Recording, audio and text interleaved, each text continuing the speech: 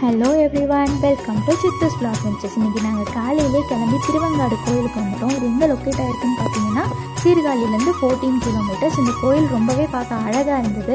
நம்ம ராசியிலலாம் புதன் இருக்காங்க அப்படின்லாம் சொல்லுவாங்கள்ல, ஸோ அந்த மாதிரி உள்ளவங்களாம் இங்கே வந்து விளக்கேற்றினா ரொம்பவே நல்லதுன்னு சொன்னாங்க.